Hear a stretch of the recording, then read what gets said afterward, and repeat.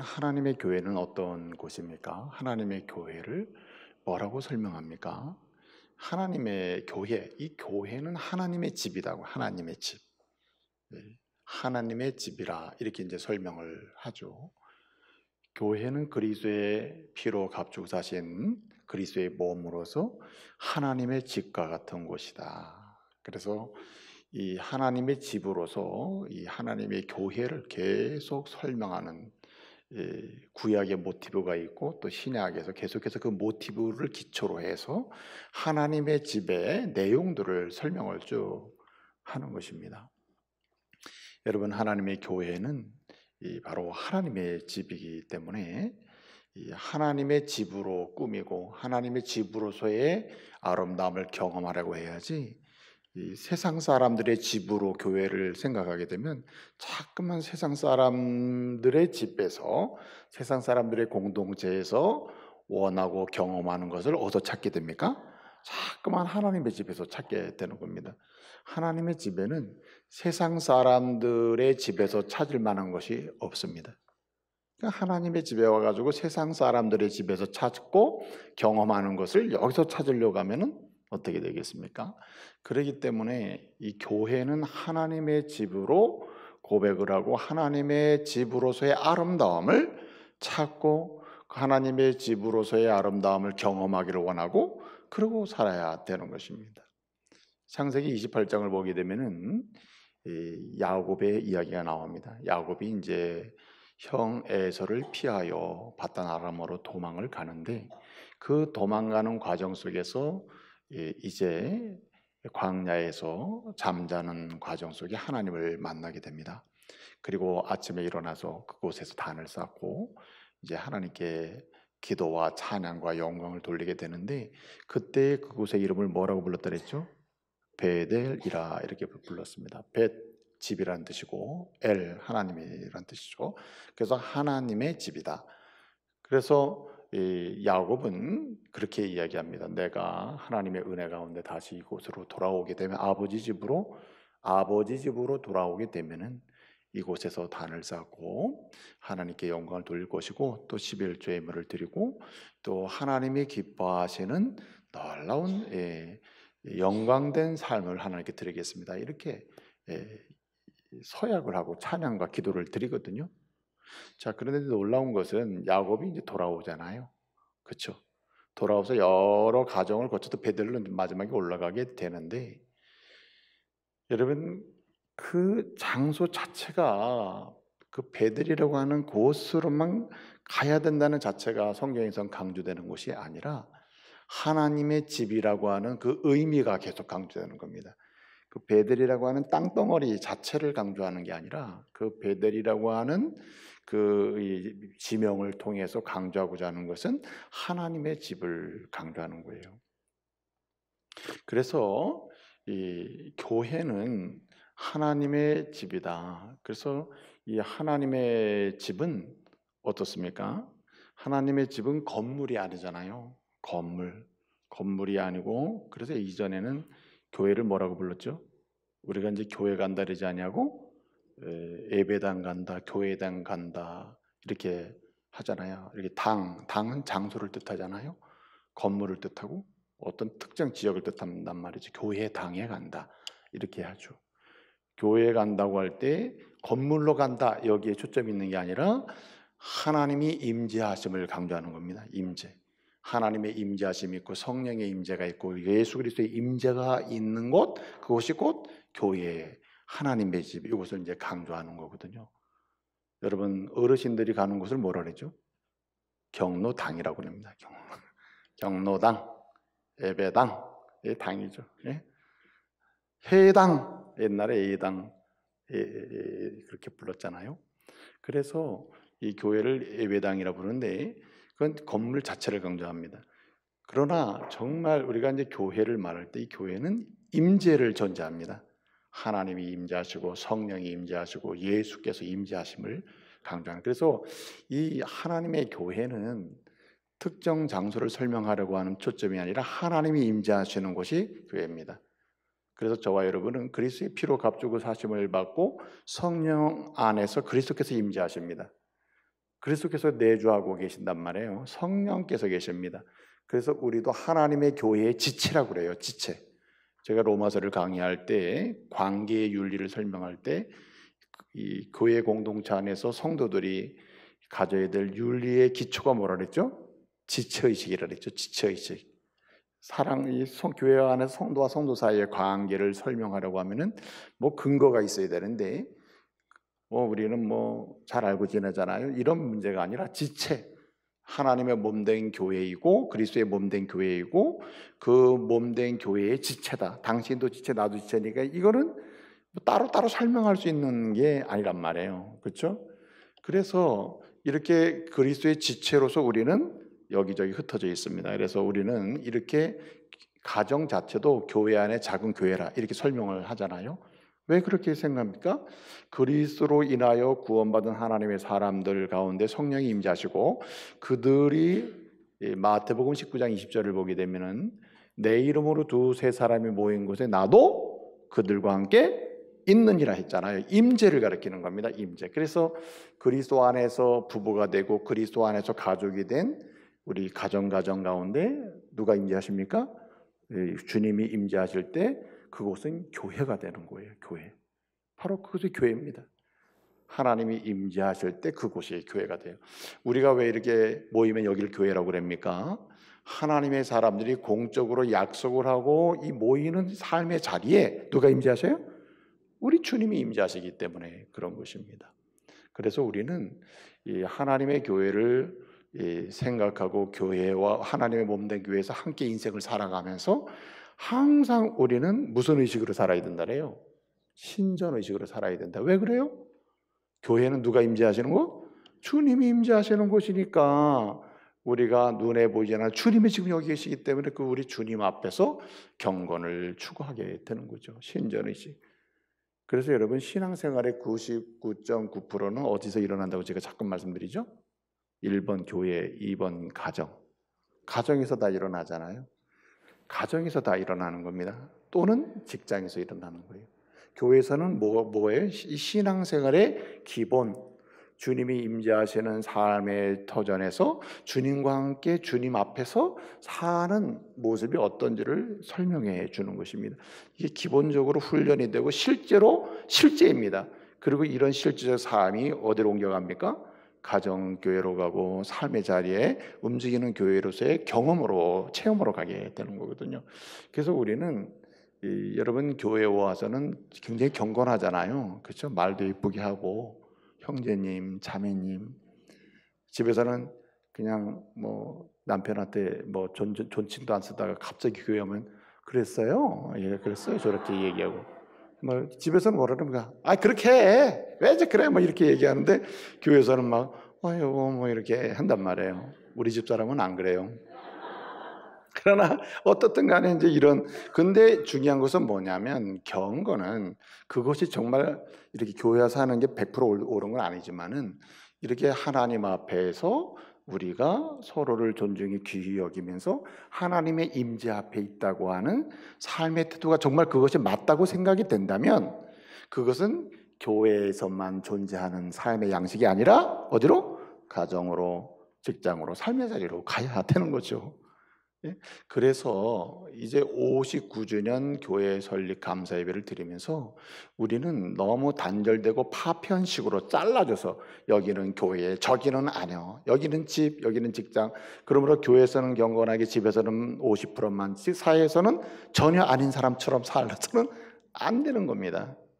그래서 하나님의 몸된 교회에 설립 기념 감사 예배를 드리면서 또 기념주일을 지키면서 우리는 단순히 우리 교회가 59년 됐다는데 여기 뭐 방점을 찍고 가는 게 아니라 그러면 우리는 어떻게 할 거냐 이렇게 질문을 던지고 이렇게 구별되고 딱딱 잘라서 우리의 신앙을 생각했던 파편식 신앙을 어떻게 합니까? 전체 신앙, 통전적 신앙으로 다시 끌고 가야 할 줄로 믿습니다. 그 핵심 중에 하나가 뭐냐면은 우리는 어디서나 누구 앞에서? 주님 앞에서. 주님의 임재 가운데 있다는 것을 우리 인정해야 됩니다. 주님의 임재 가운데 있다. 여러분 구약 시대는 안식일 개념이었잖아요. 신약은 주일 개념이에요. 주일의 안식이라. 사실은 요일로 따지면 첫날, 그 주간의 첫날로서의 주일의 개념입니다만은 신학적 개념으로는 예수 그리스도께서 이 땅에 오시고 죽으시고 부활하셔서 이 주일에 부활하셨잖아요. 그리고 승천하셨죠. 그 이후에 우리가 주일만 주일로 지키면 되는 개념이 아니에요. 주일은 모든 신앙의 훈련을 하고 하나님을 예배하는 삶을 공적으로 배우는 날이에요. 말씀을 통해서. 그리고 어떻게 합니까? 이제 둘째 날, 월요일, 화요일, 수요일 이렇게 가면은 월요일도 무슨 날로? 주일처럼, 화요일도 주일처럼. 아니, 아예 주일의 삶의 양식이 그 자리에 있어야 되는 겁니다. 이것의 핵심은 뭐냐면 임재입니다. 임재. 예. 하나님의 집은 누가 임재하는 곳? 주님이 임재하는 곳이라는 거예요. 주님이 임재하신다고 하는 이 믿음의 고백 속에서 우리는 움직이게 되면요, 삶이 달라지기 시작하는 거예요. 그러면 여러분 또 한 가지, 교회가 어떤 것입니까? 교회는 진리의 디모데전서에 나옵니다. 사도 바울이 디모데에게 편지 쓴 내용인데, 교회가 어떤 곳이냐? 진리의 기둥이요, 진리의 터전이다. 이렇게 얘기합니다. 창세기 28장을 보게 되면 그 기둥이라는 말이 계속 강조가 되거든요. 기둥을 세우고 뭘 하고 돌로 세우고 뭐 이렇게 해가지고 이제 설명하는데, 그 기둥 모티브는 이제 계속 신약 성경까지 옵니다. 그 기둥 모티브의 핵심이 뭐냐면 진리의 기둥으로 갑니다. 교회는 어떤 곳이냐? 진리의 기둥이고 진리의 터다. 이렇게 이야기하는 겁니다. 여러분, 이 진리의 기둥이란 무엇입니까? 교회를 바치고 있고 하나님의 집을 지탱하고 있는 것이 무엇인가? 저와 여러분이 하나님의 집이죠. 저와 여러분의 가정이 하나님의 교회입니다. 하나님 임재하시는 곳이죠. 그런 그 집을 든든하게 지탱해주고 버티게 하는 게 뭡니까? 진리의 말씀이라는 거예요. 성경이라는 거예요. 성경. 제가 어제 LMTC 개강 예배 때 이제 제가 어제 개강 특강을 했는데, 그 개강 특강 할 때 제가 4차 산업혁명 시대의 성경교육이라는 제목으로 이걸 준비해가지고 이제 강의를 했습니다, 어제. 여러분, 성교도 뭐도 교회도 성경이 가르쳐지고 성경교육, 성경설교, 성경이 선포되고 성경이 가르치지 않으면 교회가 될 수가 없습니다. 교회의 존재의 그 힘은 어디서 오냐면, 어디서 와요? 성경에서 오는 겁니다. 진리에서 오는 거예요. 그래서 교회는, 하나님의 교회는 어떤 곳인가? 진리로 가득 찬 곳입니다. 진리가 충만한 것, 그것이 교회임을 믿으시기 바랍니다. 그래서 우리 교회나 우리 가정이나 설립 59주년을 맞이해가지고 우리 가정과 우리 교회를 하나님께서 교회의 본질적으로 세우신 목적을 다시 한번 기대하고 그것에 다시 그 길로 탁 걸어갈 수 있는 놀라운 출발을 하려면은 중요한 게 뭐냐면은 우리는 진리로 채우고 진리 앞에 서야 되는 거예요. 하나님 말씀을 붙드는 성도가 되어야 할 줄로 믿습니다. 그래서 이 주의 말씀 외에는 기둥이 될 게 없어요. 교회의 모든 기둥은 저기 중간에 우리 교회에 큰 기둥 하나 있는데, 진짜 기둥은 뭐냐면 하나님의 말씀이라는 거예요. 하나님 말씀. 그래서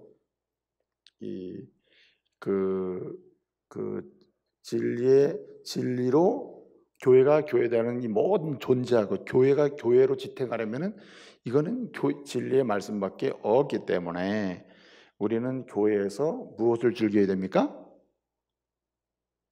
말씀을 즐겨야 된다. 말씀을.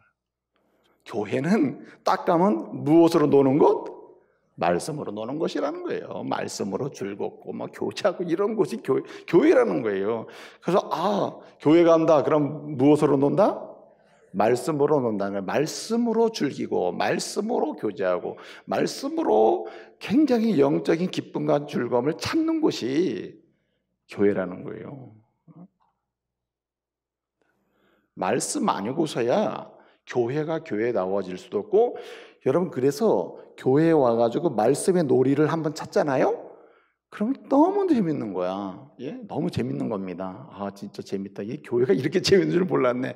말씀을 가지고 놀고, 말씀으로 나눠서 놀고, 말씀을 고백하고 놀고, 읽어서 놀고, 뭐 묵상하고 놀고, 너무 재밌는 거예요, 이 교회가. 여러분 설리 59주년을 맞이해서 앞으로 우리 교회가 말씀의 놀이터가 되기를 말씀으로 축복합니다. 말씀을 즐길 줄 알아야 돼요. 굉장히 행복해야 돼요. 하나님 말씀을. 그리고 마지막으로 이 교회가 어떤 곳이냐라고 할 때 교회는 기도하는 집입니다. 기도하는 집. 기도하는 거예요. 그래서 여기서 뭐가 일어납니까? 구원이 일어나고 그리고 하나님 나라가 확장되는 놀라운 역사가 시작되는 거예요.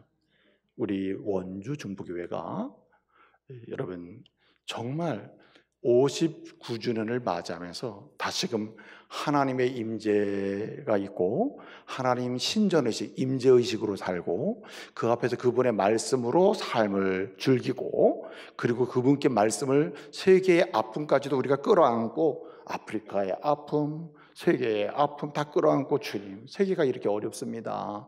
가정이 어렵습니다. 형제들이 어렵습니다.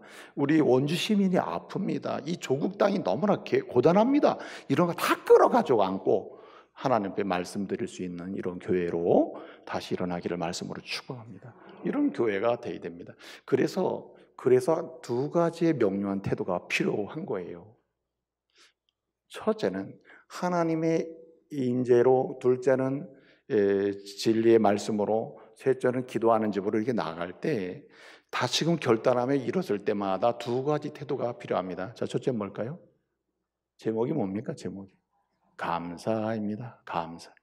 여러분 구약 성경을 보시면은 구약 성경을 보게 되면 하나님의 임재가 있고 말씀이 있고 그 응답으로서의 하나님께 이렇게 대화하는 기도의 역사가 있잖아요. 나타나는 게 뭐냐면 감사 찬송이에요. 감사가 있는 것입니다. 하나님 임재가 없다 감사 존재할 수가 없어요. 말씀이 있잖아요. 감사가 존재합니다.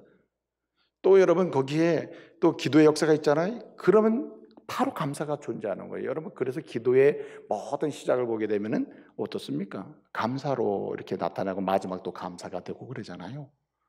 그래서 오늘 사도 바울은 골로새 교회 성도들에게 편지를 쓰면서 이제 3장 후반부부터 시작된 내용이 뭐냐면 그리스도로 인하여 구원받아 그리스도와 함께하는 사람은 어떤 사람이냐 그 얘기를 합니다. 한마디로 교회 안에 들어온 성도는 교회의 멤버로서 어떻게 살아야 되느냐 그 얘기를 하는데 그 중에 하나가 내 땅의 지체를 버리고 하나님 싫어하는 거 다 잘라버려라. 하나님이 좋아하는 것으로 체험해 살아야 된다. 그러면서 그 내용 중에 아주 중요한 얘기예요. 당신 가운데 평강이 임하고 그리스도로 인하여 구원받아서 하늘의 꽃들이 쭉 이렇게 10년 가운데 임재하고 심어지게 되는데 그러니 당신이 사는 삶의 방식이란 뭐하라? 감사하는 자가 되라는 거예요. 그래서 여러분 하나님의 임재와 그 말씀 앞에서 기도하는 집으로서 교회 안에서 우리가 존재하고 그런 가운데 하나님 나라 확장과 축복의 통로로 우리가 세상을 향해 사용될 때에 우리는 때마다 시마다 뭘 확인하고 뭘 다시 회복해야 되냐면 감사를 회복해야 되는 거예요. 감사. 여러분 지금까지 받은 은혜에 감사하시기 바랍니다. 두 번째 자세 뭐죠? 변화입니다. 변화. 감사 속에서 어떻게 되냐? 변화가 일어나야 됩니다. 변화. 여러분 주님은 멈춰 있는 상태를 좋아하지 않으셔요.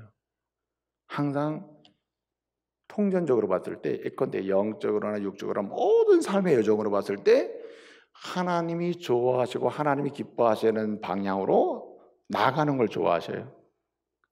그래서 이것을 구원을 이루라는 말로도 표현을 합니다. 구원을 이루라, 힘쓰라, 경건을 연습하라, 뭐 이렇게도 얘기를 하는 거예요.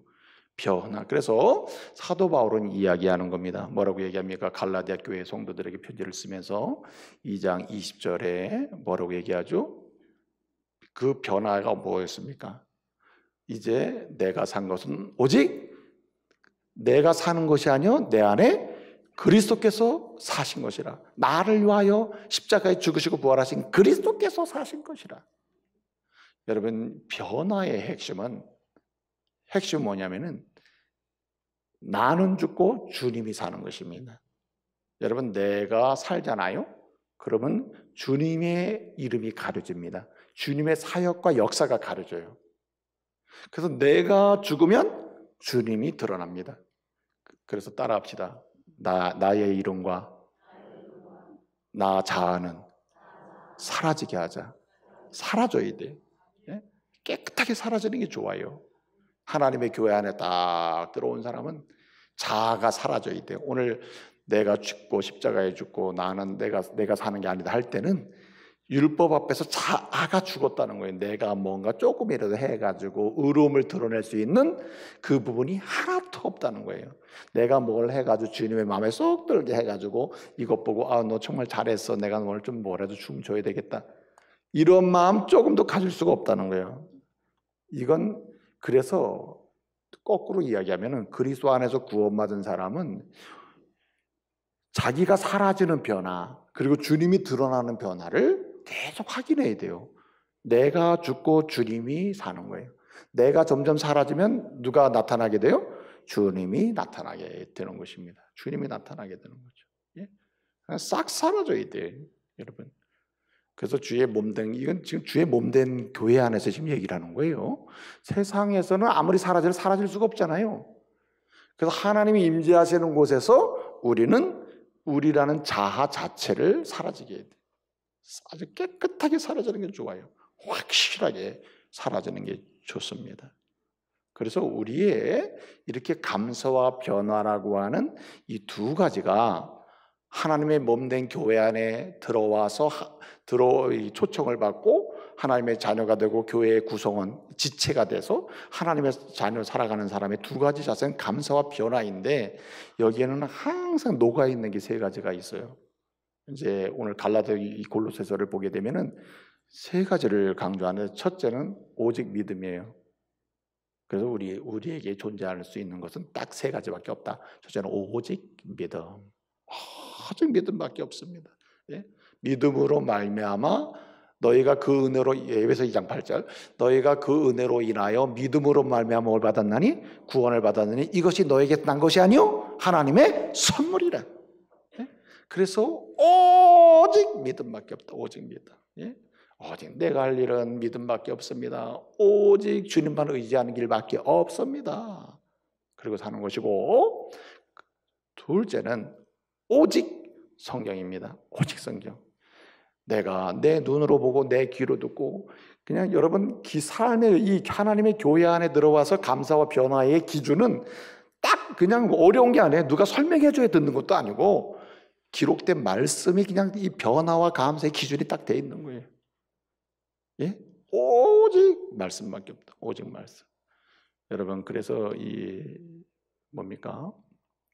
그 로마서 10장 17절 말씀에 뭐라고 했습니까? 믿음은 들음에서 난다. 들음은 그리스도의 말씀에서 온다. 그 믿음의 기준도 말씀이라. 오직 믿음이면 오직 말씀으로 가는 거예요. 마지막 한 가지는 오직 은혜입니다. 오직 은혜.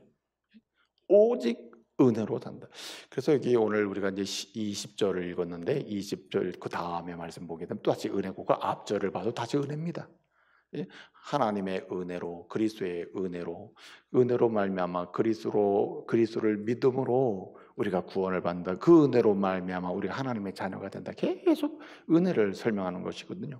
제가 은혜에 관해서는 우리가 감사의 핵심은 은혜라 그랬죠. 지난 구원의 은혜, 현재 내가 살아서 주의 자녀로서의 역할을 하는 은혜, 장차 구원의 완성이 될 것을 받게 되는 은혜, 그 은혜라 그랬잖아요.